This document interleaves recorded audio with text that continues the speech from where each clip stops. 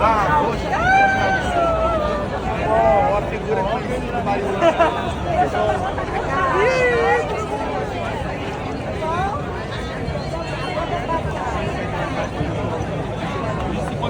Esse é de graça. Esse é de graça. Esse é de graça.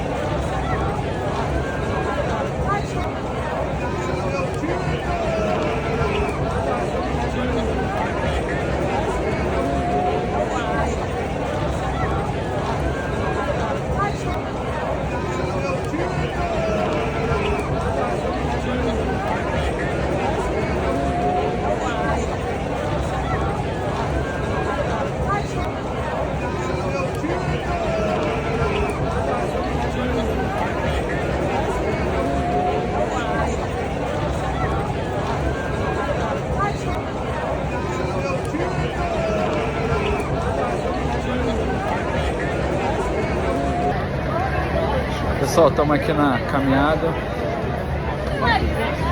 Saímos do posto 5, vamos para o posto 4.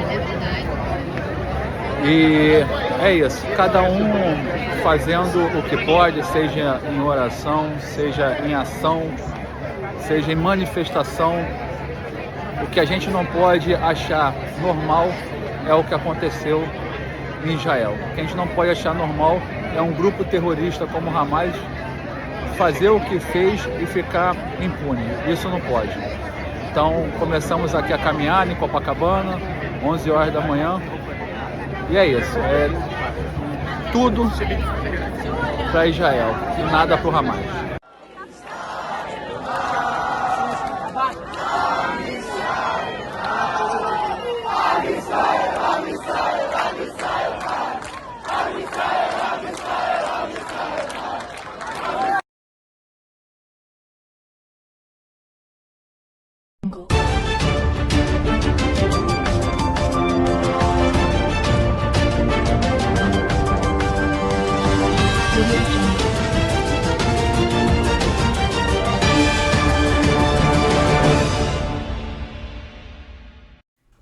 Fala pessoal, boa noite, bem-vindos a mais um AK News.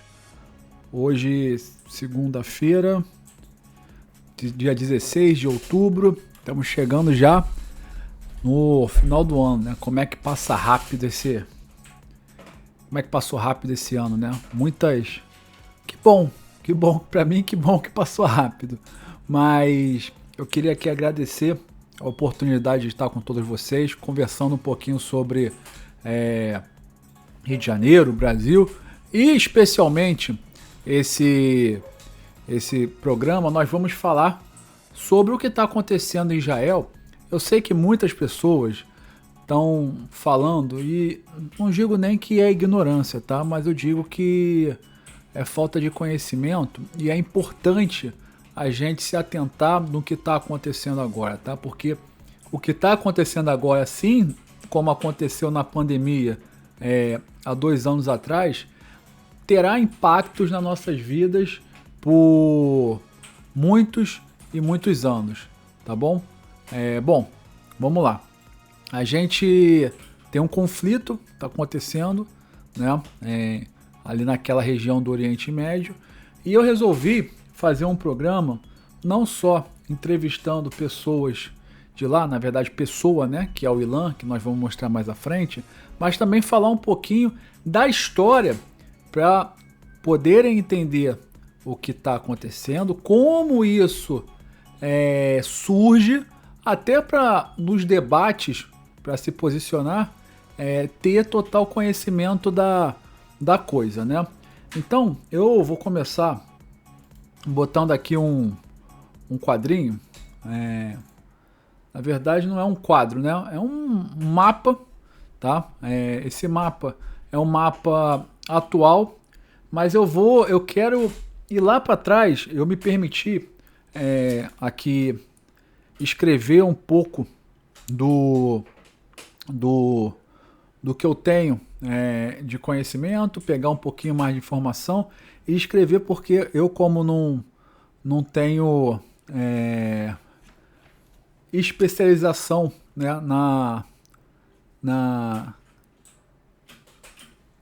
no conhecimento de passar, de educar, né? E aí, quando eu digo educar, e aí, aliás, ontem foi dia dos professores, parabenizar aqui a todos os professores, mas de fato poder ali atuar naquele conceito do magistério, né? E passar o conhecimento de forma bem simples.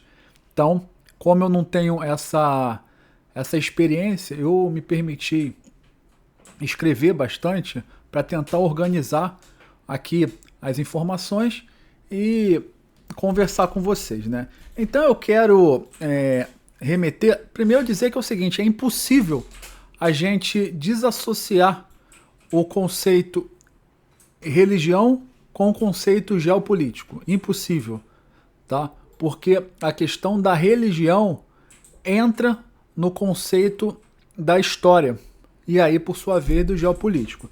Nós não estamos falando de religião que é uma religião, vamos dizer, uma lenda ou até uma mitologia. Nós não estamos falando disso, estamos falando de coisas que de fato aconteceram, né? Não só porque muitos de nós, como eu, cremos nisso, mas porque existe evidências, né? Então vamos lá. Vamos pegar lá atrás, tá? Em Abraão. Tá? Abraão, como vocês sabem, naquele momento, naquele tempo de Abraão, existia diversas religiões, as religiões politeístas, né? Onde as pessoas acreditavam em vários deuses, desde o Deus do fogo, Deus da guerra, Deus do ar, Deus do céu, enfim, tinha diversos deuses.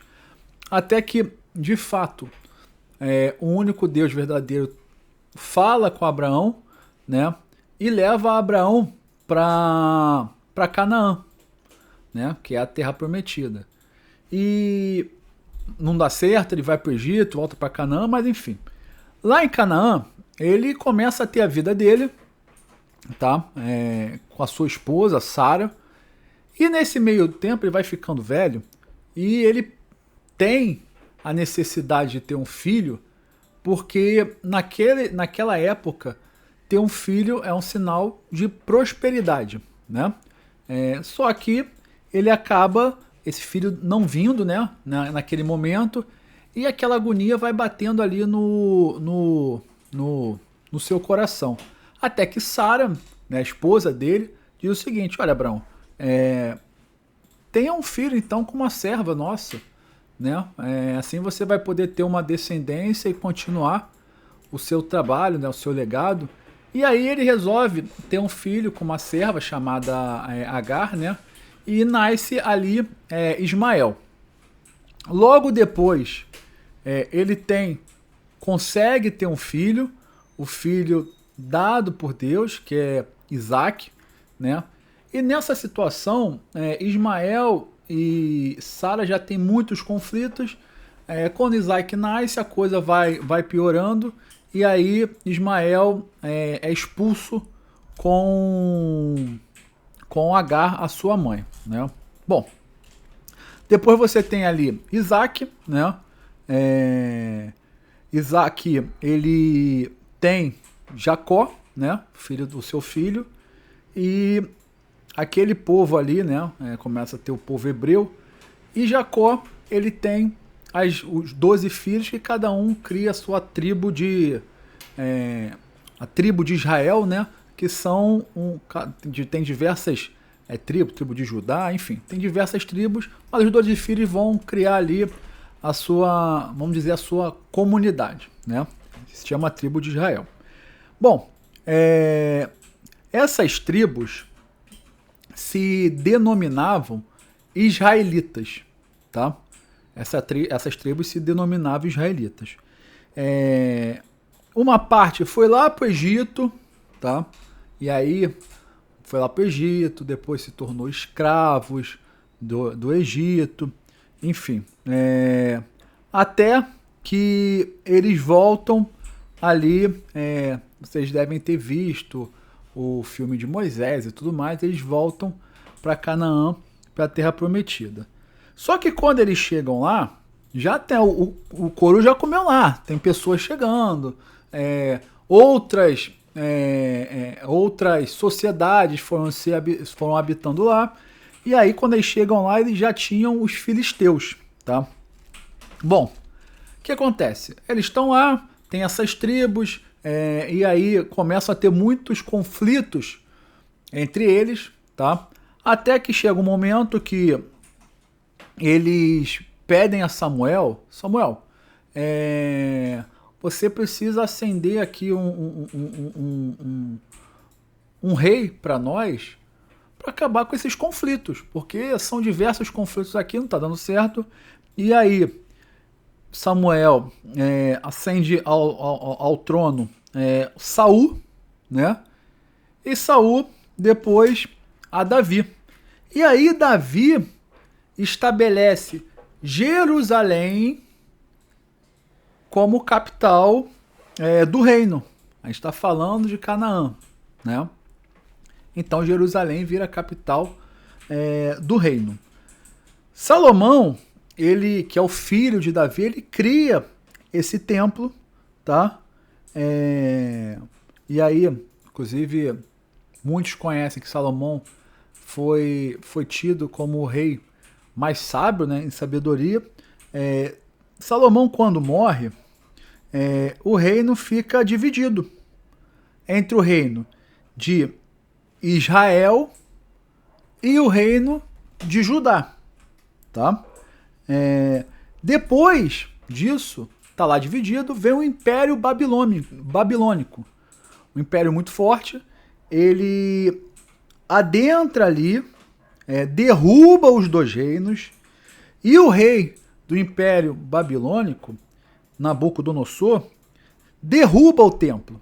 Gente, por que a gente está contando tudo isso? Eu sei que é um negócio que às vezes é meio fadigante, mas para vocês chegarem ao que está acontecendo hoje, tá?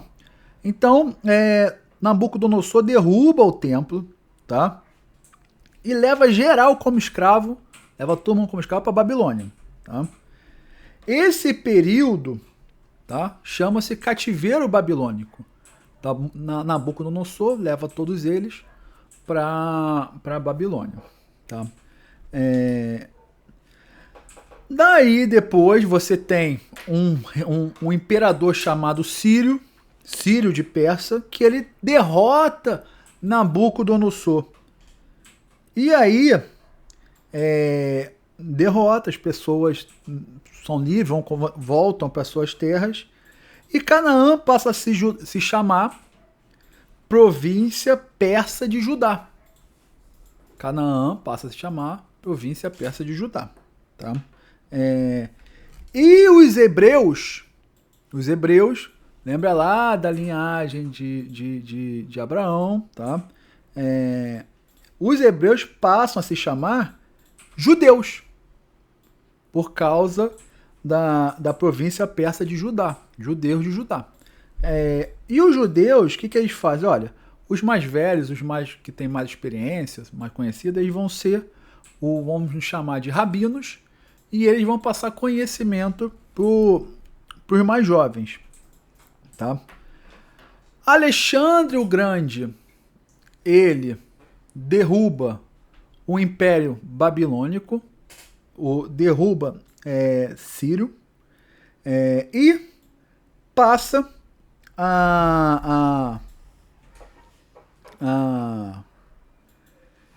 caramba, esqueci aqui o nome. Passa a ser ali o detentor ali de Judá, né? 63 anos antes de Cristo, os romanos tomam esse império do Alexandre o Grande, tá? E aí, 70 anos depois de Cristo, eles derrubam novamente o templo, tá? E aí, 132 anos depois de Cristo, tá? O imperador Adriano, ele acaba com Jerusalém. O imperador Adriano acaba com a cidade, pum, pulveriza a cidade.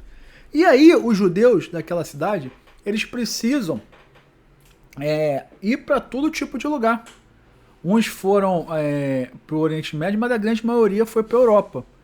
E aí o nome disso é diáspora judaica, aonde eles saem, vão para a Europa, enfim, vão tocar a vida deles em outros lugares, perdem a terra deles. Tá? Canaã passa a se chamar Judéia Romana. Tá? E ali eles têm diversas pessoas, enfim, N pessoas morando ali. E o que eles fazem?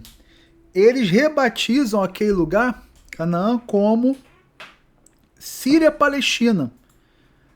Terra, por que Síria-Palestina? Quando você faz a tradução, Palestina fica terra dos filisteus.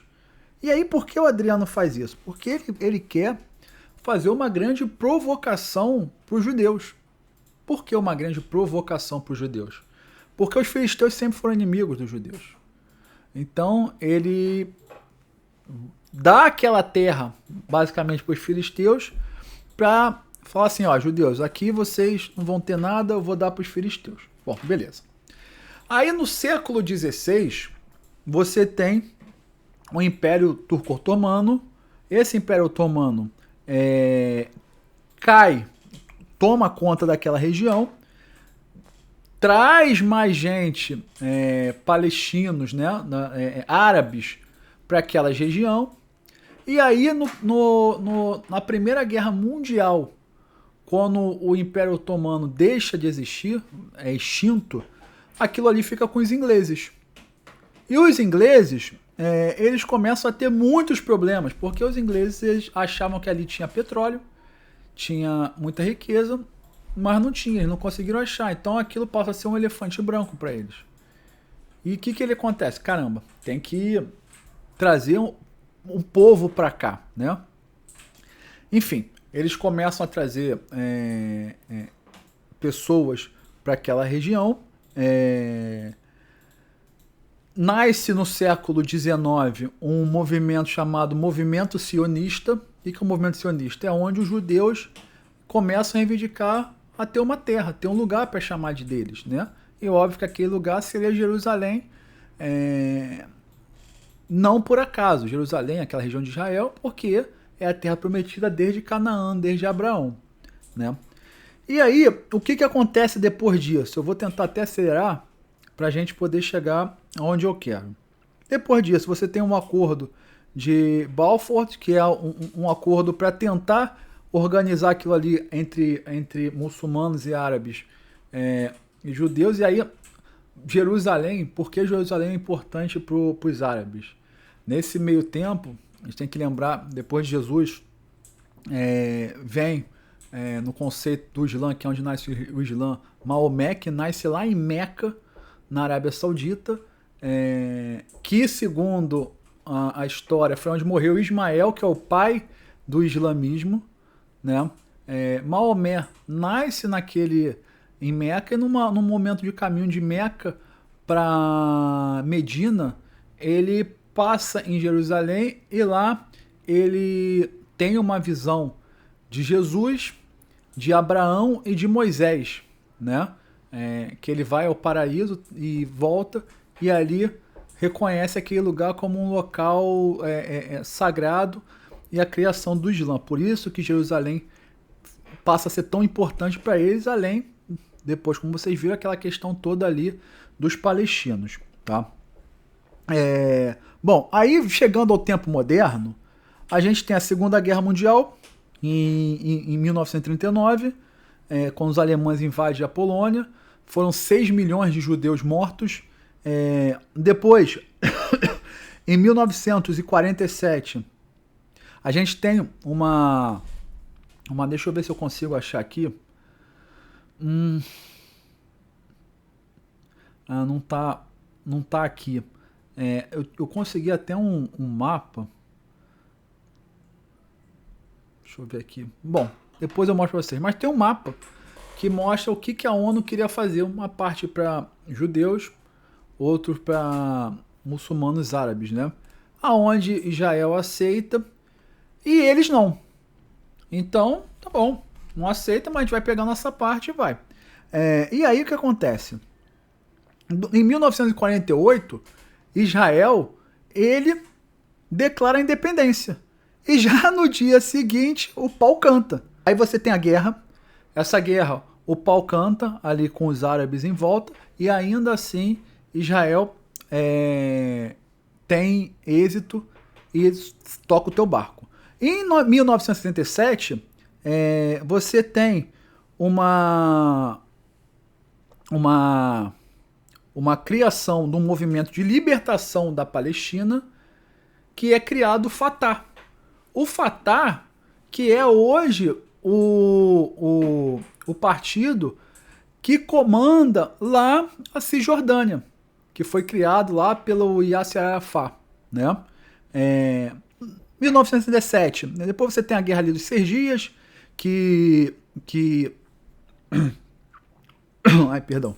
A Guerra dos 6 Dias, que é com o Egito, basicamente, né? Egito, se não me engano, Síria, mas o Egito. E aí o Israel toma a faixa de Gaza, tá? E também, por causa da treta lá na Cisjordânia, ele também começa a criar assentamentos na Cisjordânia. 1972. O que acontece em 72? Você tem uma Olimpíada, Alemanha. Então você tem a Olimpíada de 72, aonde palestinos fazem um grupo de atletas e comissão técnicas de Israel de reféns. Morrem, tá? Se não me engano, são 5 atletas que morrem, mais alguns membros da comissão técnica de Israel, além dos terroristas. E aí você tem em 73 a Guerra do Yom Kippur. E essa guerra dura 20 dias, mais ou menos, e mais uma vez o Israel é vitorioso. Cara, está falando de uma tripinha pequena de pessoas, número reduzido, mas ainda assim Israel é vitorioso, tá? Mas aí, em 79, olha que interessante, existe um acordo de paz entre Israel e Egito. Egito é o primeiro país árabe a reconhecer o Estado de Israel e, por sua vez, Israel devolve para eles a península de Sinai, né? E aí devolve aquela península de Sinai para eles e bola para frente. Bom, depois disso, eu tô contando aqui história, tá, gente? Eu sei que é chato, mas a gente vai chegar aonde eu quero, tá?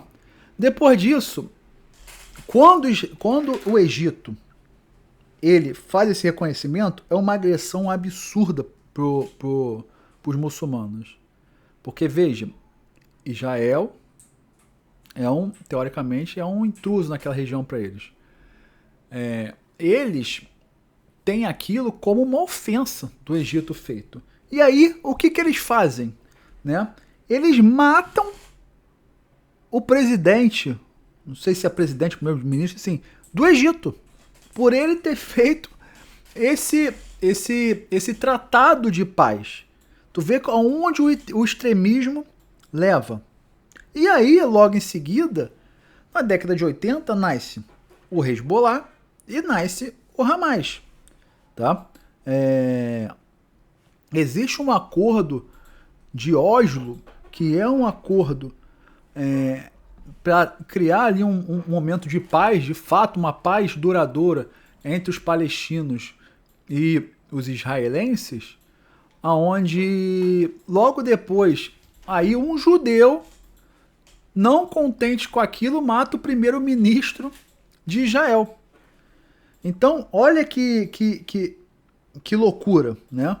E aí você tem, nos momentos atuais, ali em 2000, né, Ariel Sharon, que era o primeiro-ministro de Israel, indo na esplanada das mesquitas, que os árabes consideram aquilo uma ofensa, e depois Israel declarando Jerusalém como sua capital e Donald Trump transferindo a embaixada dos Estados Unidos para lá.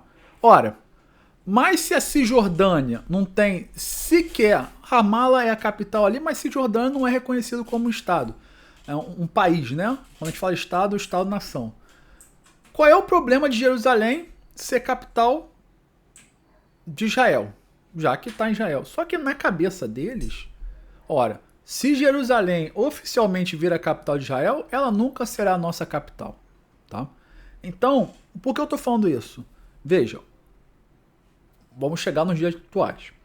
O Hamas, ele ganha uma eleição em 2006 na faixa de Gaza, porque a faixa de Gaza, lembra lá que a faixa de Gaza foi devolvida para o Egito, depois o Egito acaba ficando uma situação ali com os próprios ingleses, os israelenses. Então, assim, a faixa de Gaza passa a ser um problema, só que em 2005 Israel resolve sair definitivo daquilo ali e falar, toma, é de vocês.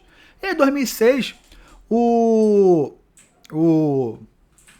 Hamas, ele tem essa eleição, né?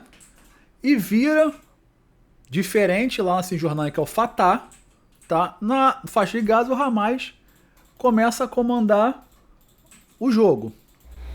E aí, eu quero mostrar um pouquinho para vocês isso aqui, para vocês entenderem. Então vamos lá. Quem é, tá? Quem é o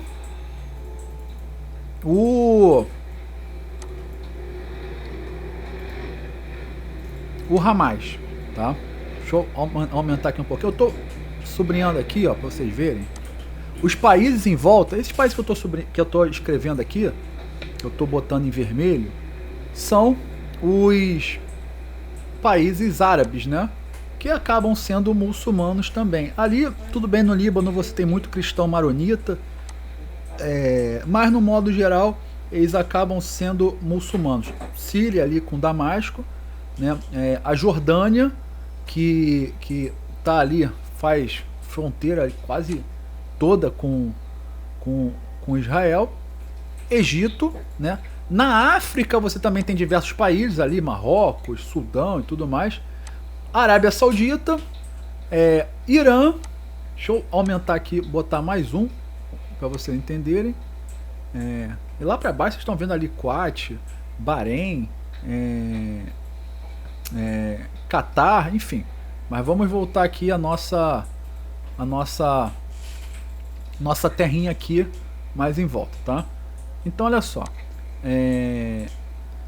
eu estou mostrando aqui um pouquinho para vocês, vou fazer uma sinalização rapidinho. Essa seta que eu estou botando é para vocês verem onde é a faixa de Gaza. A faixa de Gaza é esse pedacinho vermelho ali. Tu vê que Israel está toda cercada, né, de países árabes e a maioria muçulmana. Isso não quer dizer que eles precisem ser inimigos. Israel estava tendo um momento já de conversando com países como Emirados Árabes, como Catar. A Jordânia reconhece o Israel, se não me engano, é o segundo país que reconhece o Israel como Estado legítimo, Estado judeu. E aí vamos lá, o Hamas. O que é o Hamas? O Hamas, ele é um grupo islâmico sunita, tá? O Hamas, ele é sunita. E ele quer pregar a Sharia para a Palestina e por demais. O que é a Sharia? O Sharia é o mesmo conceito jurídico do Islã que, por exemplo, o Talibã tem, que é aquele ferrenho, aquela coisa forte do islamismo. O Hamas, no seu programa, vamos dizer assim, ele não tem como regra só colocar o Islã naquela região toda. Ele tem como regra acabar com o Estado de Israel. Então ele tem um braço político, tá? Contra o Fatah, ele é um braço político. Ele tem um braço militar com a ajuda do Irã, tá? E por que não falar da Rússia, já que a Rússia é parceira do Irã? E ele tem o Dawa. O que é o Dawa? O Dawa é aquela área social. É aquela área onde ele vai dando comida e bebida, enfim, vai alimentando aquele povo pobre da faixa de Gaza, e diz o seguinte: olha, vocês são pobres porque Israel fez vocês pobres, tá? Então, é que nem aqui no Rio, como o tráfico faz muitas vezes nas comunidades. E o Hamas faz parte da Irmandade Muçulmana. Essa Irmandade Muçulmana é onde tinha o Estado Islâmico, é onde tem o Talibã, que é totalmente, vamos dizer, fundamentalista no conceito do Islã. Tá? No conceito do Islã, eles pregam a destruição do Estado de Israel. Só porque é Israel e judeu? Não. Mas porque Israel é o braço estadunidense, ou seja, americano, nessa região. Os Estados Unidos, ele é um dos grandes inimigos desse pessoal. Lembrando que também faz parte da Irmandade, escrevia agora, muçulmana, a Al-Qaeda, né? O que eu quero dizer para vocês com isso? Olha, eles são judeus. Já tem uma guerra histórica que eu contei aqui. Eles são... Eles são... Deixa eu voltar aqui. Eles não são árabes muçulmanos. E para piorar, eles são ocidentais, porque os Estados Unidos representam o Ocidente. Ou seja, é tudo de contrário ao conceito deles. E sim, eles não conseguem viver em harmonia com isso. E aí as pessoas falam assim: Alexandre, mas a guerra não é contra os palestinos, a guerra é contra o Hamas. Óbvio. Mas vejam, os palestinos da faixa de Gaza elegeram o Hamas em 2006. Ponto. Muitos palestinos saem da Cisjordânia e até da faixa de Gaza para trabalhar em Israel. Muitos palestinos são tratados, a sua saúde é tratada nos hospitais em Israel. Ah, mas Israel só teve acerto? Não, Israel também teve alguns erros. Mas veja, o Israel, nesse caso, veja que eu contei a história, ele foi vítima em todos os momentos. Eles foram, os israelitas, né? Eles foram expulsos de sua terra. Lá que eu contei lá, do imperador Adriano. Eles foram expulsos de suas terras. Eles foram, na Europa, vítima do maior massacre da humanidade. Eles depois conseguiram as suas terras. Eles tiveram que enfrentar guerras e guerras e guerras. Nós falamos aqui da Guerra dos 6 Dias, da Guerra do Yom Kippur, falamos de diversas guerras. E ainda assim, é uma sociedade de 14 milhões de pessoas, os judeus, que tem 127 prêmios Nobel da Paz, acho que é 127 ou 124. 127 prêmios Nobel da Paz, não, prêmios Nobel de todas as áreas, de ciência, literatura e tantas outras. E aliás da Paz também, porque quando fez aquele acordo de paz com o Egito, tanto o primeiro-ministro de Israel como do Egito também ganharam um prêmio Nobel da Paz. É uma sociedade, quem conhece Israel, que é no deserto e ainda assim conseguiu prosperar a duras penas, não é fácil. Muitas vezes aqui no Brasil o cara tem tudo e o cara não produz. E lá eles com nada conseguiram produzir. E aí eu queria chegar a um momento que são cenas fortes, são cenas pesadas. Se alguma criança estiver vendo, por favor, evite que ela veja. Tá? E se você também for muito... tiver sensibilidade a imagens, por favor, não veja. Mas eu acho importante mostrar isso aqui, porque as pessoas precisam entender a realidade dos fatos, tá? Então vamos lá. Eu vou botar aqui. Vamos lá. Isso aqui é um documento feito pelo o exército israelense, né? Ali o Israel Defense Force, né? Então vamos lá. O Hamas invade no dia 7, tá? Ele invade por aéreo, terrestre e mar.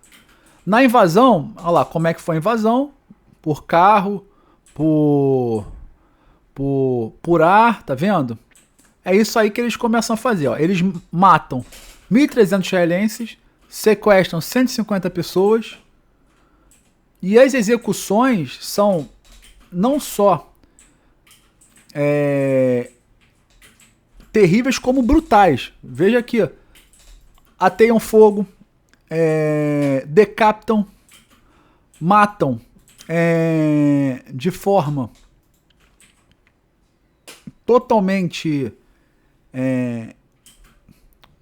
sei nem qual termo usar. Enfim, eles cometem crimes sexuais, tá? Tu vê que essa menina, inclusive, tá com a perna quebrada. Violência contra crianças. Violência contra crianças, tá? E aí eu vou descer um pouquinho aqui para vocês verem. Esses aí são um dos líderes, né?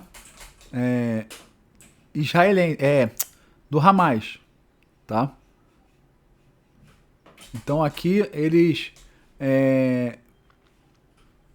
impõem ali suas bandeiras e tudo mais, né? E eles vão tentando vender uma narrativa totalmente diversa para a comunidade, tá? Para a comunidade internacional, tá? Vender uma história que não é verdade, que eles são, nós somos vítimas. Então aqui foram 6.600 foguetes lançados. 6.600 foguetes lançados, 1.300 pessoas mortas. E aí quando o exército israelense ele começa a atacar, olha que loucura. Olha lá. Olha onde são as bases do Hamas. Eles têm bases dentro de uma mesquita, eles têm bases dentro de prédios residenciais, eles têm bases a 3, 4 metros, 10 metros de uma creche. Por que eles fazem isso? Porque eles querem usar as pessoas como escudo humano. Eles usam as pessoas da faixa de Gaza como escudo humano.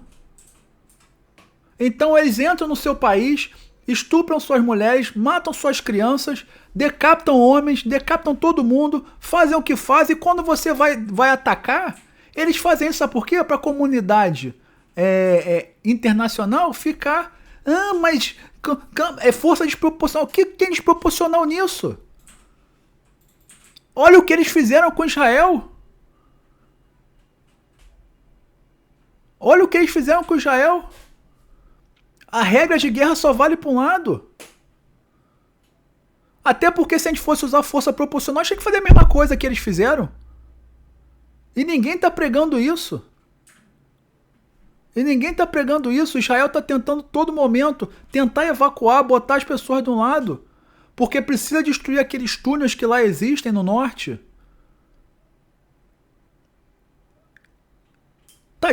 Hoje tá desleal pro lado de Israel. E se não bastasse isso, olha só, a invasão aqui que o Hamas fez, que foi pela faixa de Gaza inteira e pelo Mediterrâneo, você ainda tem o Hezbollah também atacando lá em cima. E olha quantas pessoas foram mortas e desapareceram de diversas nacionalidades. Brasil, Argentina, Chile. E como é que tem gente ainda com a capacidade de definir esses caras? Olha isso aqui. Um homem que será morto. Olha o saco que ele está, um saco de ajuda do Japão, ajuda humanitária. Eles não estão nem aí para isso. Eles ficam explorando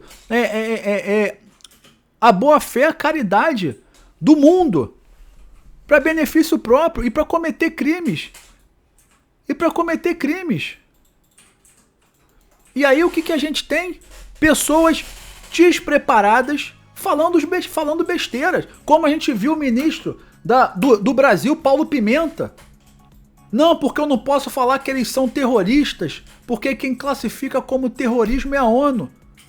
Pô, tá de brincadeira, meu irmão. Acabei de mostrar os vídeos aqui, ó, as fotos. Se um grupo que faz isso não é terrorista, é o quê? É o quê? Me diga. O senhor Paulo Pimenta e o senhor Alexandre Padilha, que hoje são ministros, foram um dos 21 deputados do PT que assinaram aquele manifesto de repúdio por tratar o Hamas como terrorista pela Grã-Bretanha, pelo Reino Unido. A luta de liberdade do Estado palestino nada tem a ver com essa situação. Absolutamente nada tem a ver. Tem que se debater, tem que se conversar, tem que se chegar a um entendimento da Cisjordânia ou da faixa de Gaza. Agora, a forma não é essa. O Hamas não luta pela libertação da Palestina. O Hamas luta pela destruição de Israel e o povo judeu e pela implementação da Sharia em toda a região. Que essa mesma Sharia é aquela que você vê o Talibã fazendo no Afeganistão, onde mulheres são mortas. Aonde você vê o Al-Qaeda jogando aviões como fizeram no 11 de setembro. Porra, como é que alguém consegue ficar a favor desses caras? Como alguém consegue ficar a favor desses caras? Ou vocês acham que se amanhã o Hamas consegue destruir Israel, ele não vai tentar fazer a mesma coisa com outros países? Inclusive países islâmicos que não pregam a Sharia. Países do outro lado do mar Mediterrâneo, como por exemplo a Itália. E por isso que eu falei tanto aqui, falando daquela história toda, que nós chegamos até esse momento, porque é importante entender. É muita besteira que está se falando. Você vê canais da imprensa só mostrando faixa de Gaza. Só mostrando faixa de Gaza. Só mostrando faixa de Gaza. Por que não começa a mostrar as cidades que foram quase dizimadas por esses monstros? As fotos estão aí. O que não falta é vídeo na internet mostrando. Como mostrou num vídeo, eles entrando naquela festa reis e fuzilando os banheiros químicos. Que provavelmente as pessoas estavam escondidas. Bunkers que eles iam em 300, 400 começavam atirando no bunker para causar terror para a pessoa sair. É isso que eu quero que vocês pensem. O programa hoje vai ser um pouquinho mais longo, tá? Eu vou passar agora a entrevista com o Ilan, que tá lá, para vocês entenderem um pouquinho do momento atual, tá? Vamos que vamos. Foi agora? Foi agora? Agora foi. Tá. Te agradecer aí primeiro por estar conversando aí comigo. Eu sei que o momento não é um momento agradável, tem momentos melhores, ainda mais falando de Israel. Eu sou não só um apaixonado por Israel, por ter tido inúmeras oportunidades de ter ido a Israel, mas também pela história da minha família. Não sei se a Nathalie falou, minha família toda de origem polonesa. Eu tive a oportunidade de conviver com a minha bisavó até os meus 21 anos, né? E minha bisavó era uma sobrevivente daquele terror que aconteceu com todos os judeus, né? Veio para o Brasil e foi até engraçado, sabe? Que ela veio por Marseille, conseguiu fugir até Marseille, e Marseille pegou um navio para o Brasil, né? Então, quando a gente começa a entender tudo que aconteceu, a gente tem talvez até um entendimento diferente do que acontece agora, né? Então, Ilan, queria primeiro, mais uma vez, agradecer e queria que você já começasse falando um pouquinho. Tu está em qual cidade hoje, Ilan? Eu moro numa cidade de nome Holon, que fica um Aham, pouquinho ao sul a Tel Aviv. tá. E conta um pouquinho como é que hoje na sua cidade está, assim, não só o sentimento, mas como é que está o dia a dia. Bem, hoje mais cedo, por volta das, talvez mais 10, 11 da manhã, tocou uma sirene aqui, né? Então nós tivemos que nos abrigar. E a gente aqui decide, eu e minha namorada e minha parceira, decide se abrigar no bunker do prédio. A maior parte das pessoas fica na escada. Essa é a rotina que a gente tem tido há 8 dias já. Não, são, se- é, é os- hoje é sábado, primeira leva de bombas que mandaram foi no sábado também, mas são 8 dias então de conflito ininterrupto. Às vezes cai mais bomba, às vezes cai menos bomba, mas o sentimento aqui é de tensão, é de apreensão. A gente fica com o coração na boca, né, quando caem esses mísseis, porque temos amigos, temos família, temos até animais de estimação que a gente sabe que sofrem com isso também, e a gente não quer ver ninguém passando por esse tipo de sentimento, nem do nosso lado, eu digo também, nem do lado palestino, porque a gente sabe que são 2 milhões e 300 mil habitantes lá em Gaza, e a maioria deles, a gente acredita, não compactue com esse tipo de atrocidade que o Hamas faz, tampouco com o, o que o Hamas faz com eles também, né? Porque o Hamas é quem decide lá quem vai morrer e quem não vai morrer. Israel pediu para que eles abandonassem suas casas para fazer um bombardeio na infraestrutura do Hamas, que muitas vezes está localizada no subterrâneo, ratos, né? Ficam nos esgotos. E o Hamas orienta a população a continuar lá para, caso seja bombardeado, morrer no martírio. Um martírio que eles acreditam que vai levar eles, de repente, a algum mundo ouvidor da fé islâmica, mesmo sem o desejo deles. Então a gente fica muito triste, a gente fica muito consternado com essa situação. A gente sabe que no norte também temos um inimigo em potencial, um outro grupo terrorista chamado Hezbollah, esse com armas mais avançadas provenientes do Irã. Então a gente fica tenso, a gente sabe que, militarmente falando, nós somos a maior potência aqui da região, mas a gente sabe que em qualquer guerra, em qualquer conflito, vidas civis são perdidas e não deveria ser assim. Milan, tu tocou num tema antes com relação ao Hamas. Eu acho que isso é algo que, no mundo, no modo geral, tem se tentado. E aí você tem duas narrativas, né? E, infelizmente, essa questão da guerra em Israel, ela tem ido para uma questão que já está no mundo há muito tempo, acho que na última década se aflorou muito, que é a questão de direita e esquerda, né? Onde no mundo tenta-se colocar a direita como pró-Israel e a esquerda pró-Hamas, né? E aí, por sua vez, acabam vinculando o Hamas à Palestina, a Palestina a Hamas. De uma forma, o Hamas ganhou a eleição lá atrás, então existe uma ligação política com ali aquela região da faixa de Gaza, né? Mas a gente sabe também que tem muitas pessoas ali, você colocou muito bem, que elas são dominadas pelo medo, pelo terror, óbvio que proporções diferentes, a gente pode até falar que é um caso similar com as comunidades do Rio de Janeiro, que são dominadas pelo tráfico, pela milícia, né? E essas pessoas não têm culpa da ação do Hamas.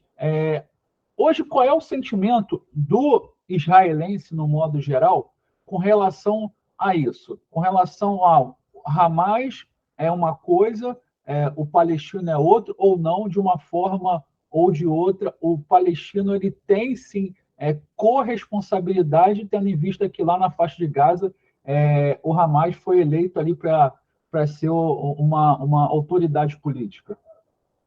Olha, a gente tem que entender, antes de mais nada, a gente não pode ser hipócrita, a gente tem que entender que isso não surge do nada. Desde o momento que Israel conquista a faixa de Gaza, em 1967, Israel adota políticas públicas que vão levar toda essa situação, de alguma forma. Claro que, longe de mim, responsabilizar Israel por um ato terrorista, mas Israel, com sua participação contra os palestinos, de alguma forma, ajuda a acentuar esse sentimento extremista. Tá? Quando Israel sai de Gaza em 2005, realmente você tem uma eleição, o Hamas ganha no ano seguinte, 2006, né? E é claro que o palestino sabia de alguma forma quem ele estava votando. Talvez, e é um pouco difícil da gente desse lado tentar entender o porquê que ele vota. A gente sabe também que além do Hamas vir com uma esperança para ele de conseguir devolver a terra, de que muitos saíram, ele também vai bater numa tecla que eles não são corruptos. O Fatah, que é hoje quem domina a Cisjordânia, os palestinos dominam a Cisjordânia, é ciência de todos que é um grupo extremamente corrupto.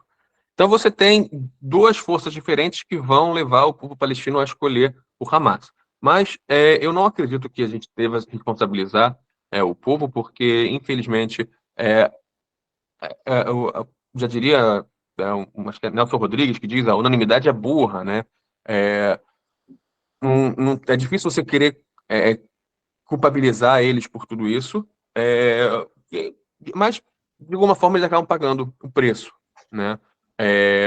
A gente vê isso muito claro aqui, nessa questão de direita e esquerda, como comentou, e Israel, por ser um aliado, desde que o mundo é mundo, né, desde que Israel existe, dos Estados Unidos, há sempre essa implicância por parte da esquerda com Israel. Porém, é muito importante a gente lembrar também que os pilares desse país foram construídos por judeus socialistas que chegam da União Soviética. Os primeiros ministros de Israel, como Ben-Gurion, Golda Meir, todos eles chegam aqui depois de terem bebido bastante da fonte do socialismo, não digo nem comunismo, tá? E vem para cá e implementam aqui em Israel muitas dessas suas ideias. Então, não é uma questão de direita e esquerda, é aquela máxima que o inimigo do meu amigo é meu inimigo, o amigo do meu inimigo é meu inimigo. Então, cria-se essa picuinha, né? Essa questão super infantilizada, né? De culpabilizar os Estados Unidos por isso, mas por todas as questões erradas do mundo, e Israel, por ser aliado deles, acaba recebendo essa culpa. Junta-se a isso também toda a questão antissemita que existe já enraizada na sociedade moderna. O nazismo não ganha essa força toda na Alemanha, não ganhou, na verdade, essa força na Alemanha, parecendo de um dia para o outro. Já existia toda uma narrativa antissemita por lá. Então, existe muito estereótipo, muito preconceito contra os judeus, e isso, colocando nesse caldeirão, cria-se, então, essa divisão que a esquerda tem que apoiar os palestinos e a direita tem que apoiar Israel. A verdade é que não tem problema nenhum você apoiar a causa palestina, você sendo de direita ou de esquerda, né? A gente está falando de um grupo cultural, um grupo étnico que está buscando a sua terra, assim como os curdos fazem isso aqui mais ao norte, na Turquia, e tantos outros também ao redor do mundo. Eles estão em busca da sua terra, só que são hoje representados por majoritariamente grupos terroristas, né? Os judeus também já estiveram nessa posição em algum momento. Então, tem que se ter essa compreensão dos dois lados, mas eu acho que jamais responsabilizar o povo pela sua representação, por quem o representa. É o caso de culpar todos os alemães pelo nazismo. Não, muitos lá se calaram, muitos lá se aliaram aos partisães, outros receberam os judeus e protegeram a eles. Mas é um pouco difícil você generalizar. Mas, no fim, por conta dessa ingerência do Hamas e essa ideia de que eles estão defendendo uma questão religiosa ou uma questão que transcende a nossa compreensão por não sermos talvez muçulmanos, eles acreditam que a morte desses civis seja algo venerável, esse martírio, todos que morrem lá são chamados de mártires, enquanto nós chamamos quem morre aqui em Israel de vítimas. Então, é um pouco diferente. O judeu, o israelense, os brasileiros que estavam na festa, eles foram vítimas de um atentado terrorista. Então, é um pouco diferente a maneira como se essa percepção, principalmente por conta desses grupos extremistas islâmicos. Terroristas, claro. Colocou alguns temas aqui pertinentes. Eu vi uma reportagem de redes sociais, né? E, enfim, eu achei até um pouco, vamos dizer, tendenciosa, mas verdadeira. Aonde diz o seguinte: os muçulmanos, eles têm mais ou menos, e a gente está falando de uma sociedade gigantesca com quase 5, 6 bilhões de pessoas, se eu não me engano, a última vez que eu vi, é gigante, o Islã no mundo, né, no modo geral. Você tem aí, tirando Israel, o Oriente Médio todo, uma parte grande da África, né, considerada da África, e espalhados aí na Europa ainda, enfim, Estados Unidos. Bom, pois bem, eles tinham, em média, 6, 7 prêmios Nobel, né? 3 pela paz e 2 por um outro tema que eu não me lembro, acho que é economia. Os judeus, e aí, no modo geral, acabam sendo israelenses, mas os judeus, no modo geral, tinham 124 prêmios Nobel no mundo. E aí dizia o seguinte, olha, você nunca viu um judeu jogar, atirar, né, aviões em torres algumas, você nunca viu judeus fazerem atos terroristas na Europa ou nas Américas, você nunca viu judeus colocarem crianças como escudo humano, enfim. Então, óbvio, fazendo uma comparação de religiões, que eu acho até perigoso essa comparação de religiões, porque o fundamentalismo é algo perigoso em qualquer religião, né?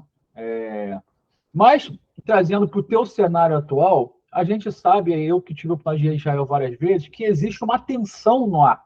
Você anda e, seja em Jerusalém, principalmente na Cidade Velha, ou seja, por exemplo, eu estive em Nazaré,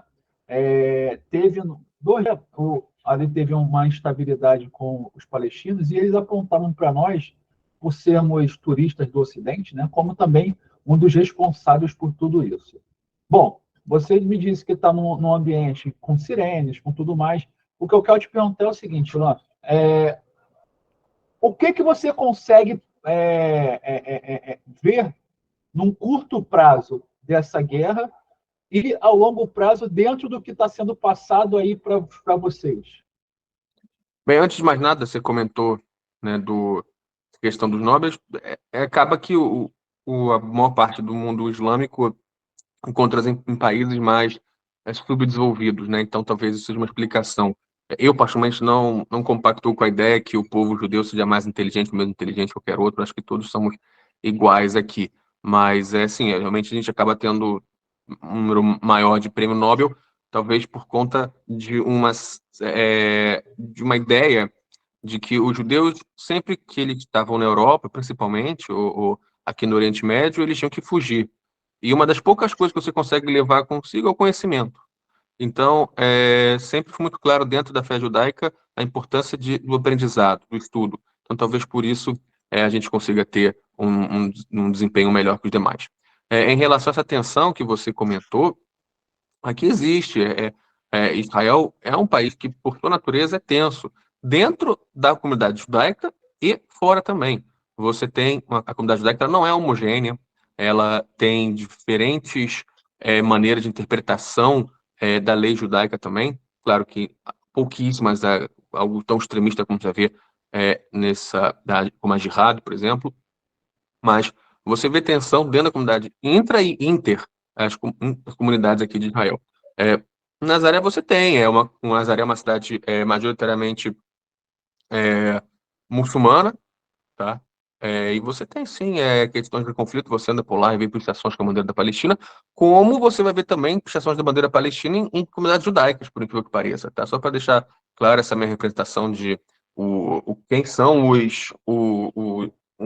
essa comunidade judaica heterogênea, quem é essa comunidade heterogênea? Tem um bairro em Jerusalém chamado Mea Shearim, um bairro de religiosos judaicos, ortodoxos, ultra-ortodoxos, melhor dizendo, que você vê bandeiras palestinas pichadas lá, porque eles não acreditam que Israel deve existir até a chegada do Messias. Tá? Então, assim, é bem complexo, mas, ao mesmo tempo, funciona. Eu trabalho como guia de turismo aqui em Israel e, com frequência, eu levo os meus peregrinos, sejam eles qualquer denominação cristã que seja, para Jericó. Jericó fica dentro da área A, da Palestina, Cisjordânia, como segue o Acordo de Oslo de 93, e lá eu lido exclusivamente com palestinos. E eles sabem que eu sou israelense, eles sabem que eu sou judeu, e a gente vê isso de maneira super tranquila, que a gente está fazendo negócio, que a gente está prosperando junto, que há uma cooperação. Então, eu acredito que esse é o caminho também. Quando a gente parar de ver o outro como inimigo, e sim como um parceiro para o desenvolvimento aqui da região, as coisas vão começar a evoluir. Mas, para isso, eu preciso que sejam pessoas moderadas, né? de ambos os lados. Não adianta um moderado falar com o extremista, porque dali não sai diálogo nenhum. Ilan, para não tomar muito seu tempo, como é que você está vendo, como é que é a perspectiva aí da questão econômica em Israel? Amanhã é o primeiro dia útil de trabalho, todo mundo vai trabalhar de forma normal? Como é que tá isso? Como é que está o dia a dia? Bem, dependendo do segmento, ele acabou, né? O meu turismo, eu não tenho mais grupos, por enquanto. Por exemplo, por enquanto, no mês de outubro, não trabalho mais. Outros estão fazendo remoto, assim como a gente teve experiência do corona, porém muitas pessoas estão no serviço militar, né? Foram convocadas, então muitas empresas estão sem funcionários para poder fazer o sistema virar. Então, é um pouco complexo isso, mas, ao mesmo tempo, isso é uma das maiores economias aqui da região. A gente tem um suporte também muito grande dos Estados Unidos, recebe muitas doações. Israel foi fundado, em boa parte do seu desenvolvimento, deve-se às doações que o povo judeu faz da diáspora para cá, e também aqueles que apoiam o povo judeu. Eu digo isso principalmente dentro da comunidade evangélica, comunidade cristã. Isso é muito forte, a gente é muito grato a isso. Então, a gente tem todo um apoio financeiro do exterior que vai dar algum lastro para a gente, né? Fora que temos parceiros nessa questão militar, como os Estados Unidos, que é o nosso principal, com certeza, a Inglaterra e a Alemanha também se colocam ao nosso lado, e isso faz com que a gente consiga negociações boas para adquirir as armas, né? Porque a gente vai gastando precisando repor. Então, é algo bem interessante estudar sobre esse aspecto, mas saber o que vai acontecer realmente depende de quanto essa guerra vai durar, né? Isso para todos os envolvidos, seja para Israel como para os palestinos também, né?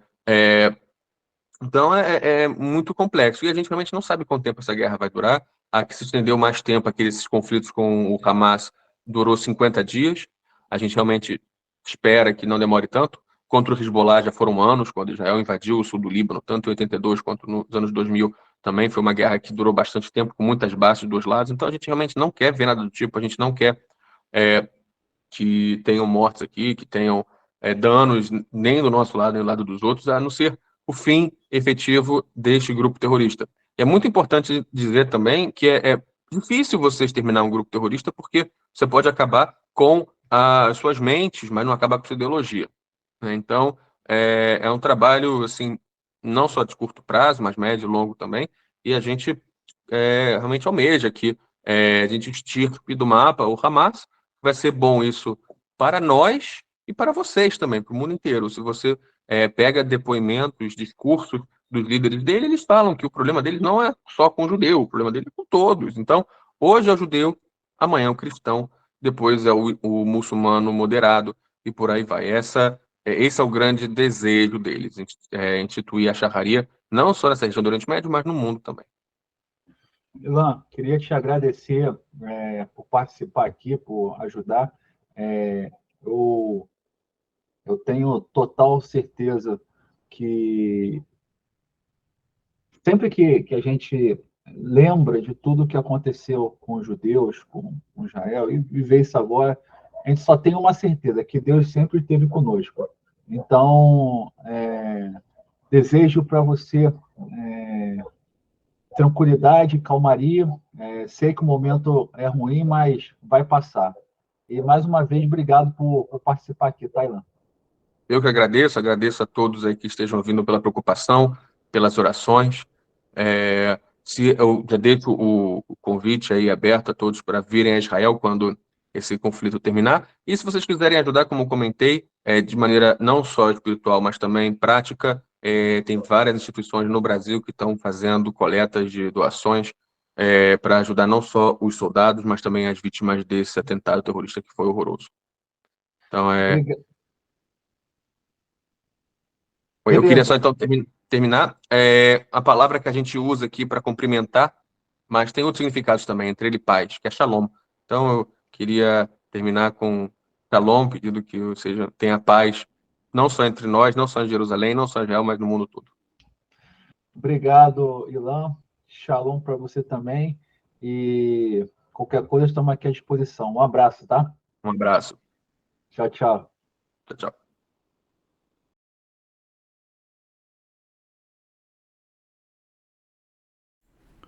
Bom, pessoal, botei aí.